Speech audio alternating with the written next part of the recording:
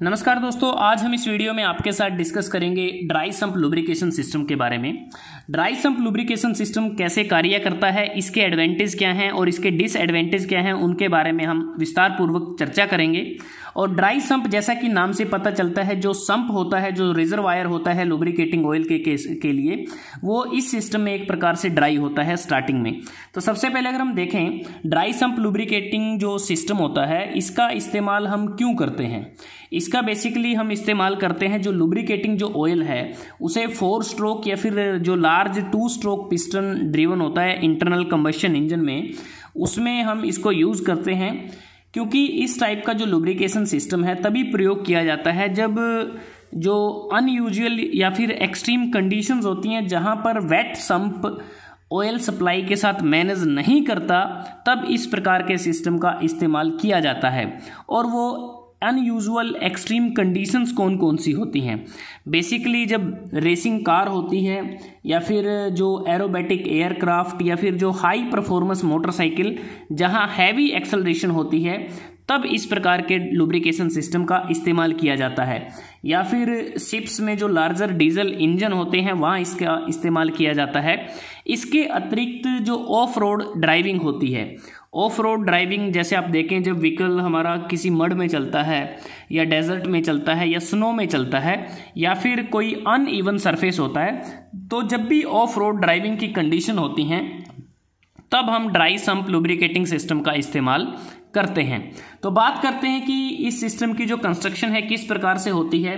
तो इसमें अगर आप देखें, ये हमारा बॉटम में एक प्रकार से ड्राई सम्प होता है। ड्राई सम्प के बाद स्ट्रेनर लगा होता है, स्ट्रेनर के बाद स्क्वेंजिंग पंप होता है, फिल्टर होता है, प्रेशर रिलीफ वाल्व लगा होता है, एक supply tank, additional supply tank इसमें लगा होता है, और एक ऑयल पंप होता है, दूसरा प्रेशर रिलीफ वाल्व है, ऑयल कूलर है, और यहाँ से फिर जो इंजन के मूविंग पार्ट हैं, जो लुब्रिकेट हमें करने हैं, वो यहाँ पर लगे होते हैं। तो बात करते हैं इसमें वर्किंग किस प्रकार से होती है।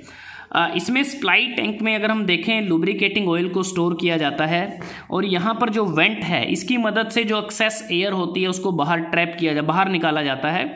और सप्लाई टैंक से ऑयल पंप की मदद से ऑयल कूलर से होता हुआ जो लुब्रिकेटिंग ऑयल है वो हमारा इंजन के जो वेरियस बीरिंग और मूविंग पार्ट है वहाँ पे सप्लाई किया जाता है अंडर प्रेशर।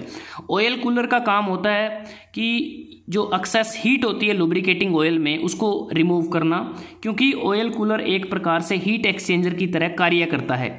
और जो यहाँ पर हमने प्रेशर रिलीफ वाल्व यूज़ किया है, यह एक प्रकार से सेफ्टी वाल्व की तरह कार्य करता है, क्योंकि जो एक्सेस प्रेशर होता है उसको रिलीव किया जाता है, ऑयल की लीकेज की जाती है, वापस उसको भेजा जाता है इस पाइप के माध्यम से, और फिर से उसको ऑयल पंप की मदद से रिसर्कुलेट किया जाता है।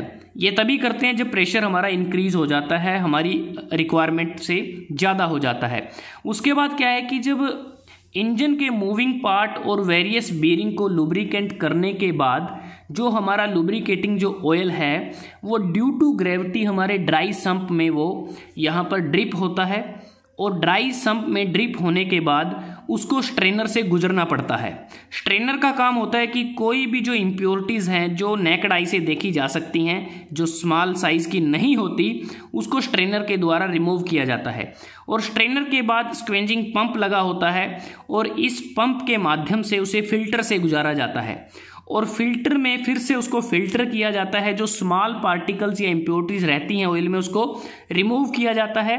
और उसके बाद उस फिल्टर से गुजरने के बाद लुब्रिकेटिंग ऑयल को सप्लाई टैंक में भेजा जाता है। अगर एक्सेस जो ऑयल है उसको फिर से प्रेशर रिलीफ वाल्व के माध्यम से रिसर्कुलेट कर लेते हैं। और इसके अतिरिक्त यहाँ पर अलग से एक बाईपास की अरेंजमेंट की जाती है।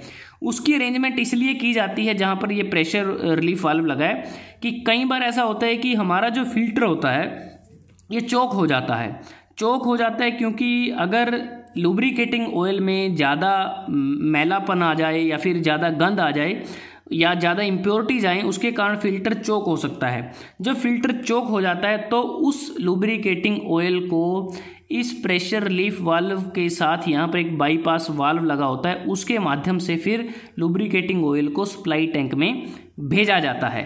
तो इस प्रकार से इसमें जो वर्किंग होती है, और जो प्रेशर रिलीफ वाल्व हम इसमें यूज़ करते हैं बेसिकली वो प्रेशर को मेंटेन करते हैं, रिक्वायरमेंट के अनुसार प्रेशर को मेंटेन किया जाता है। और जो स्क्वेंजिंग पंप आप देख रहे हैं इसका यूज़ होता है कि ये सक करता है या एक्सट्रैक्ट करता है लुब्रिकेटिंग ऑयल को ड्राई सम्प से और उसको ऑयल फिल्टर के थ्रू उसको डिलीवर किया जाता है सप्लाई टैंक में।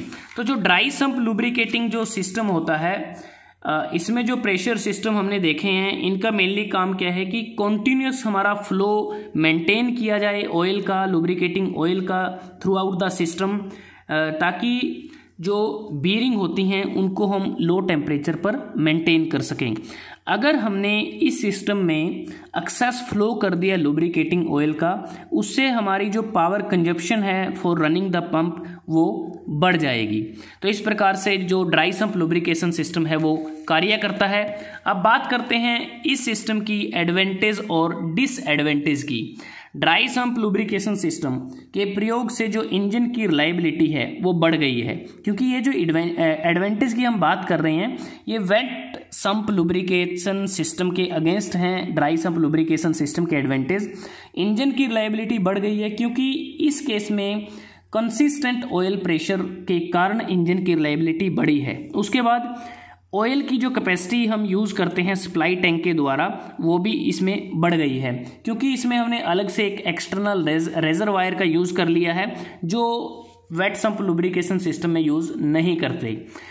इस केस में ऑयल टेम्परेचर को कंट्रोल करने की जो स्थिति थी उसको भी इम्प्रूव कर लिया गया है और व्हीकल की हैंडलिंग और जो स्टेबिलिटी है उसमें भी इम्प्रूवमेंट आई है ड्राई सम्प लुब्रिकेशन सिस्टम के केस में, क्योंकि जो व्हीकल की जो सेंटर ऑफ ग्रेविटी होती है वो लोअर हो गई है। क्योंकि हमारा जो सम्प है, जो ड्राई सम्प है, ये बेसिकली एक प्रकार से सैलो सम्प प्रोफाइल है अगर आप देखें, और जो इंजन को थोड़ा व्हीकल में और लोअर माउंट किया जाता है जिससे हमारी जो कॉर्नरिंग है वो इम्प्रूव हो गई है।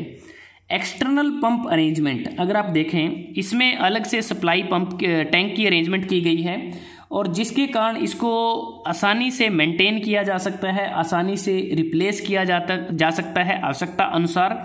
तो इसके कारण कह सकते हैं कि एक्सटर्नल पंप अरेंजमेंट से हमारी जो मेंटेनेंस है उसमें थोड़ा सा आसान हुआ है।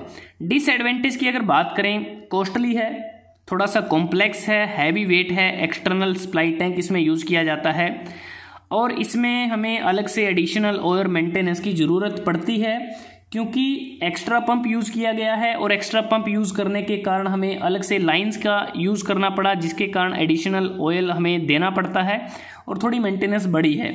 और इस केस में जो मेन डिसएडवांटेज रहती है वो ये रहती है कि जो स्क्वेंजिंग पंप होता है तो इसके फेलियर के चांसेस रहते हैं, ये एक मेन डिसएडवांटेज है। तो दोस्तों आज हमने इस वीडियो में आपके साथ डिस्कस किया ड्राई सम्प लुब्रिकेशन सिस्टम। अगर आपको ये वीडियो अच्छा लगा आप इसको लाइक कर सकते हैं, शेयर कर सकते हैं अपने दोस्तों के साथ, स्टूडेंट्स के साथ। जल्दी हाजिर होते हैं एक नए वीडियो के साथ, तब तक के लिए धन्यवाद। आपका दिन शुभ रहे।